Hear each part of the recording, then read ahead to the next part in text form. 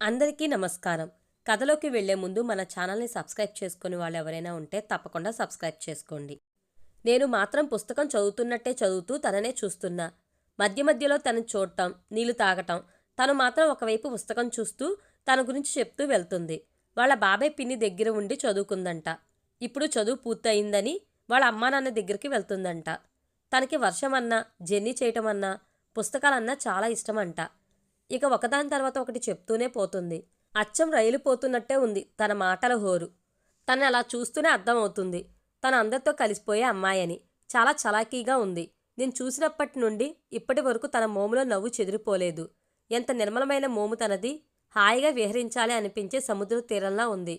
తనను అలా చూస్తూ ఉన్న నాకు తన మాటలు వినపట్టం లేదు. చుట్టూ ఏది కనబట్టం లేదు. నేను తిరిగి తన చూపుల్లో నుండి బయటకు రావటానికి చాలా సమయం పట్టింది. ఎంతసేపు పట్టింది అంటే మళ్ళీ టీ కాఫీ అంటూ మనిషి అరిచే వరకు పట్టింది. బాబు 2 కాఫీ ఇవ్వు. 2 ఎవరికండి? ఒకటి సరిపోదా? ఇందాక నా వల్లే కదా మీ కాఫీ కింద పడింది. అందుకే బదులిది. ఎంత? 20 రూపాయలు సార్. సరే అని జేబులో నుండి డబ్బులు తీసి ఇచ్చి పంపించా. ట్రైన్లో అక్కడక్కడ చిన్న లైట్ల వెలుతురు తప్ప ఇంకేమీ కనిపించడం లేదు. బయట వర్షం ఆగటం లేదు. బహుశా తుఫాన్ అనుకుంటా. ట్రైన్ వేగంగా వెళ్తుంది. అచ్చం ఉయ్యాలు ఊపుతున్నట్టే ఉంది.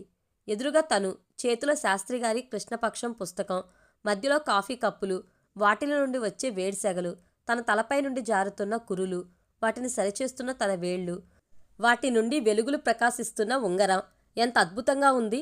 అసలు ఇలాంటి ఒక దృశ్యం నా ఊహ కూడా రాలేదు. అలాంటిది ఇవాళ ఏకంగా నేను అనుభవిస్తున్నా. తను ఒక్కొక్క పేజీ చదువుతూ కప్లోని కాఫీని పెదాలకు అందిస్తూ వెంటనే వాటి నుండి లాగుతున్నట్టు తను తీసే ఆ కాఫీ కప్పు ఎంత బాగుంది. ఒక్క క్షణం నేను ఆ కప్పు అయితే ఎంత బాగుంటుంది. లేత గులాబీల్లా ఎంత ఎర్రగా ఉన్నాయో ఆ పెదవులు. ఆ కప్పు ఎంత పుణ్యం చేసుకుందో కదా. అయ్యో దేవుడా, అసలు నాకు ఎందుకు ఈ ఆలోచనలు వస్తున్నాయి? ఏదో రచయితల వర్ణనలు కూడానా? అసలు ఏమవుతుంది నా లైఫ్లో? ఏమీ అవటం లేదండి అని తను చిన్నగా నవ్వింది. అదేంటి, నా మనసులో అనుకున్నది తనకెలా వినిపించింది? మీరు మరీ అలా అయోమయంగా ఆలోచించకండి. మీరు మనసులో అనుకోలేదు, బయటకన్నారు, అందుకే వినబడింది. బయటకన్నానా? తను ఏమనుకుందో ఏంటో అని మనసులో అనుకున్నా. బయటికే అన్నారు. మళ్ళీ వినపడిందా మీకు? మీరు మనసులో అనుకుని బయటకు చెప్తున్నారు. అయితే అసలు ఇంకా ఏమి అనుకోకూడదు. అనుకోమాకండిలే. కానీ ఇంతకీ ఎవరు అమ్మాయి? ఏ అమ్మాయి? అదేనండి, మీ ఆలోచనలో ఉన్న అమ్మాయి. వర్ణించా అని కూడా అన్నారు కదా తను. నువ్విలా ఎదురుగా మొహం మీద అడిగితే నువ్వే అని ఎలా చెప్పాలి ప్రియా? అది అది ఎవరూ లేరండి. ఊరికే ఏవో ఆలోచనలు. అదేంటి, మీ గర్ల్ ఫ్రెండ్ లేదా? ఆ ప్రశ్నకి నోటికి అందిన కాఫీ తుల్లి మీద పడింది. కాస్త నెమ్మదిగా తాగండి. ఎందుకంత ఆత్రం? అంది చిన్నగా నవ్వుతూ. ఒక్కసారి ఆ ప్రశ్న అడిగారేంటండి? అయినా నాకు అమ్మాయిలతో మాట్లాడాలి అంటేనే భయమండి. ఇంకా గర్ల్ ఫ్రెండ్ అంటే కష్టంలేండి. అదేంటి, నాతో బాగానే మాట్లాడుతున్నారు కదా. అది వేరేలేండి. అంటే నేను అమ్మాయిని కాదా? బాబోయ్, మీతో మాట్లాడటం చాలా కష్టమండి. అంత కష్టం వద్దులేండి అయితే. అదేం లేదండి, మాట్లాడండి, పర్లేదు.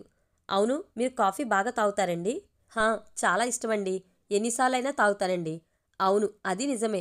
మీకెంత ఇష్టమంటే కాఫీని మీ మీద కూడా పోసుకుంటారు అంటూ పక్కున నవ్వింది. అచ్చం సాయంకాలాలు ఆకాశంలో వెన్నెల విరిసినట్టుగా. మీరు మామూలు వాళ్ళు కాదండి. బాగా ఆట పట్టిస్తూ ఆడుకుంటున్నారుగా అన్న ఆ నవ్వుకి మైమర్చిపోతూ, ఏదో స్టేట్ లెవెల్లో బాక్సింగ్ ఆడాను కానీ నాకు పెద్దగా ఆటలేమీ రావండి అంది మళ్ళీ నవ్వుతూ. అది ఒక్కటి సరిపోదా అటు ఇటు ఇచ్చి పడేయటానికి? చాలా జాగ్రత్తగా ఉండాలిరా నువ్వు అని మనసులో అనుకున్నాను. అంతలో తను అంత జాగ్రత్త ఏమీ అక్కర్లేదులేండి అని అనేసి నవ్వింది. అదేంటి, నేను మనసులో అనుకుంటే మీకు బయటకు ఎలా వినిపిస్తున్నాయి? సైకాలజీ ఏమైనా చదివారా ఏంటి మీరు? నేనేమీ సైకాలజీ చదవలేదు. మీరే బయటకు అంటున్నారు అన్నీ. అందుకే నాకు వినిపిస్తున్నాయి అంతే. ఇక్కడే ఉంటే ఇంకేం బయటకంటానో అని.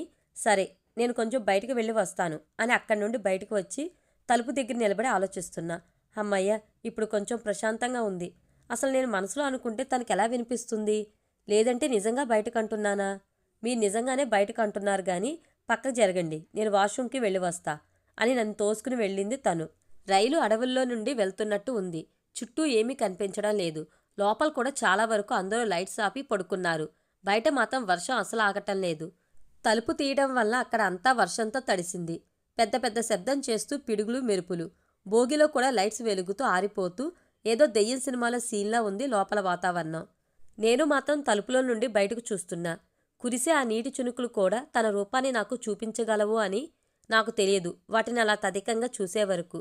తను అప్పుడే వాష్రూమ్లో నుండి బయటకు వచ్చింది. నా పక్కనే నుంచుని బయటకు చూస్తుంది. చాలా బాగుంది కదా ఈ జర్నీ. నాకైతే చాలా నచ్చింది. నాకు ఇష్టమైనవన్నీ దొరికాయి. ఏంటవి? వర్షం, కాఫీ, శాస్త్రి గారి పుస్తకం, ముఖ్యంగా మీ కంపెనీ, ఇంతసేపు లాంగ్ జర్నీ. అవును, చాలా బాగుంది ఈ వర్షం. మీ మాటలు, మీ రూపం అన్నీ నాకు చాలా నచ్చాయి. ఏమన్నారు? తొలిచూపులోనే ప్రేమ అంటే నేను నమ్మలేదు. నిన్ను చూసే వరకు ఇప్పుడు నమ్మక తప్పటం లేదు. ఏం మాట్లాడుతున్నారు మీరు? తను ఏమంటుందని కూడా ఆలోచించలేదు. ఆ తలుపు దగ్గర ఇద్దరం ఎదురెదురు ఉన్నాం. ఆ గాలికి తన కురులు నాట్యమాడుతూ నా మోమును ముద్దాడుతున్నాయి. తన కళ్ళు ఏదో అడుగుతున్నట్టు ఉంది. తను నన్ను తిడుతుందా అనుకుంటా. బహుశా. నాకు ఏమీ వినపట్టం లేదు. అసలు ఒక్కరోజులో ప్రేమ పుట్టడం, అది తనకి నేను చెప్పేశాను కూడా. అసలు ఏమైంది నాకు? ఇవన్నీ ఏమీ నాకు గుర్తుకు రావడం లేదు. నాకు కనిపిస్తుంది తన రూపం ఒక్కటే. నాకు వినిపిస్తుంది తన స్వరం మాత్రమే.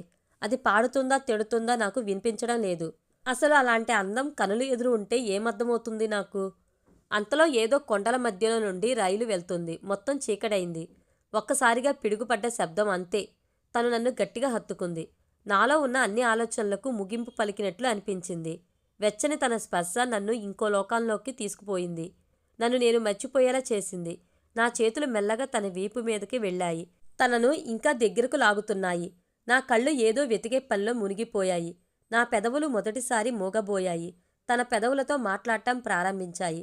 తను కూడా కొంచెం సేపు అన్నీ మర్చిపోయినట్లు ఉంది. తను ఏమీ మాట్లాడలేదు. భయం నుండి ప్రేమ పుట్టిందా అన్నట్టు అయింది.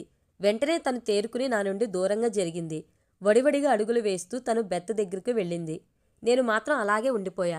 అసలు ఏమి చేశానో, తనకి ఏమి చెప్పానో ఏమీ అర్థం కాలేదు. అలాగే నిశ్చలంగా నిలబడిపోయిన నాకు, నన్ను తాకిన వర్షం చినుకులతో ఈ లోకంలోకి వచ్చాను. వెంటనే తన కోసం చూశాను. తను కనిపించలేదు. చిన్నగా అడుగులు వేస్తూ బెత్త దగ్గరకు వచ్చాను. తను అలాగే నిలబడి ఉంది. దేహం మొత్తం వర్షపు చినుకులకు తడిచి, బట్టలు దేహంతో పెనవేసుకుపోయి, కురులు తన వీపుకు అతుక్కుని, రైలు వేగంతో పాటు ఊగుతున్న తన చెవి కమ్మలు, వాటిని ముద్దాడే తన ముంగురులు. వెనక నుండి తనను అలా చూస్తే నన్ను నేను మర్చిపోయా. తనని చూడాలని నెమ్మదిగా భుజం మీద చేయి వేసి నా వైపు తిప్పాను. మోము మీద అలాగే నిలిచిపోయిన నీటి బిందువులు, ఇంకా భయంతో అదురుతున్న పెదవులు.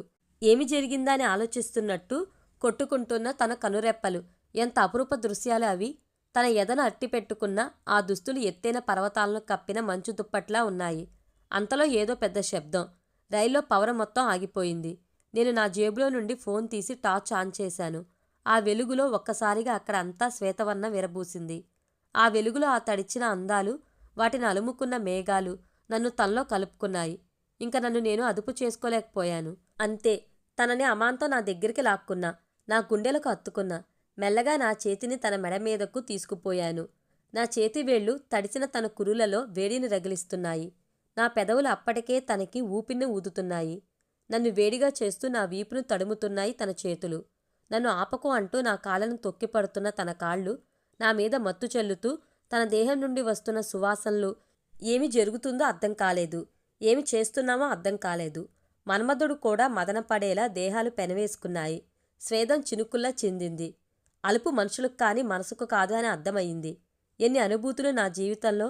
మొదటిసారి ఒక అమ్మాయి స్పర్శ, నా తొలి ముద్దు, నా తొలి అనుభవం, అన్నీ ఒక ప్రయాణంలో. పూర్తి వీడియో కోసం మన ఛానల్ తప్పకుండా సబ్స్క్రైబ్ చేసుకోండి. Thank you.